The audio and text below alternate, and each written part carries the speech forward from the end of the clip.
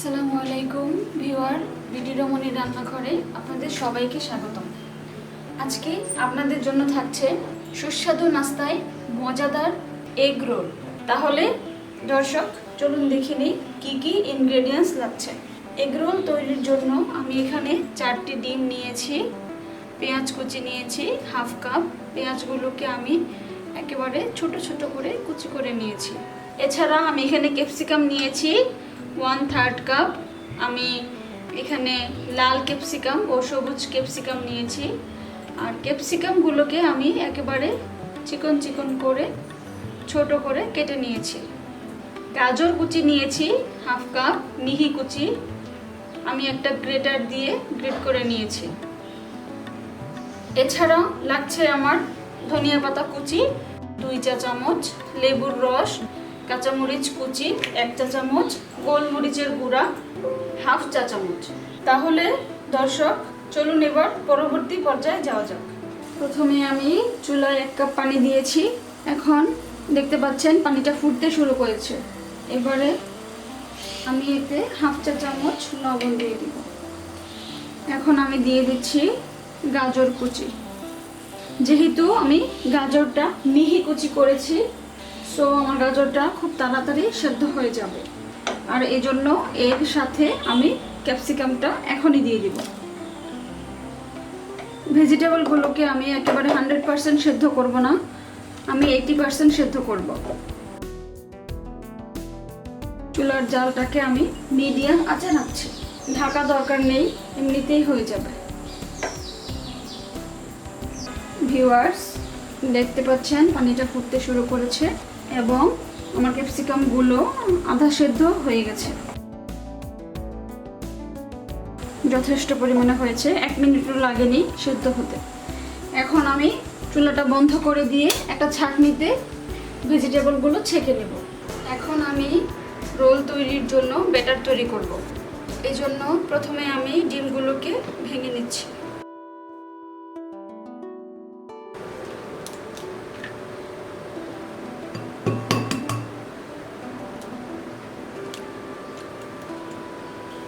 এবারে আমি একটা স্পুন দিয়ে ডিমগুলোকে বিট করে নিচ্ছি।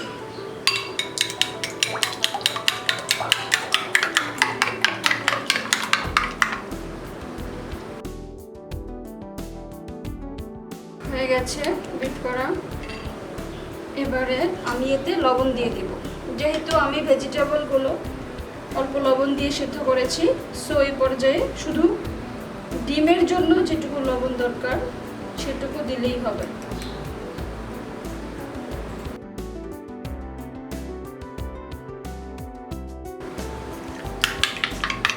এই পর্যায়ে আমি দিয়ে দিব গোলমরিচের গুঁড়া।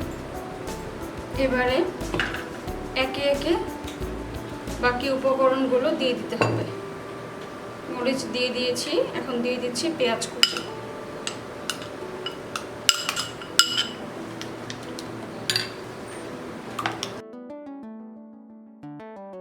এখন আমি যে ভেজিটেবলগুলো সেদ্ধ করে রেখেছি সেগুলো দিয়ে দিচ্ছি।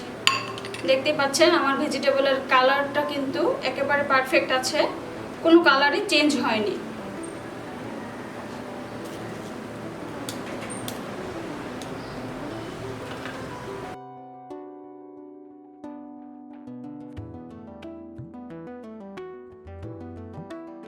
সবশেষে আমি ধনিয়া পাতা কুচি দিয়ে দিচ্ছি আর দিয়ে দিচ্ছি লেবুর রস।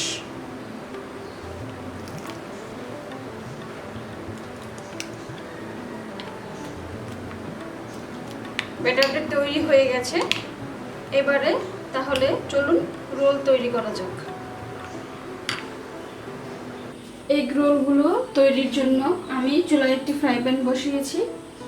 এখন আমি একটি ব্রাশে তেল মাখিয়ে তারপর ফ্রাই প্যানটাকে ব্রাশ করে দিচ্ছি।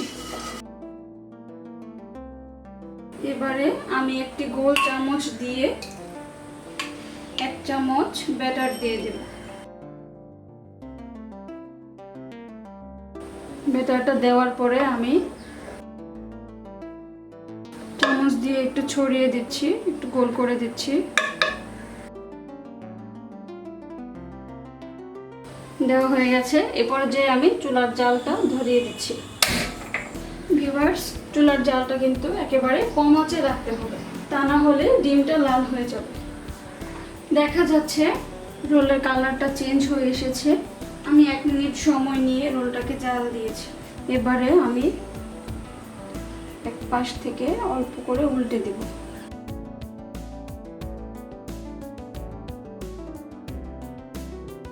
খুব সাবধানে করতে হবে এই কাজটি, যাতে করে ডিমটা না ভেঙে যায়।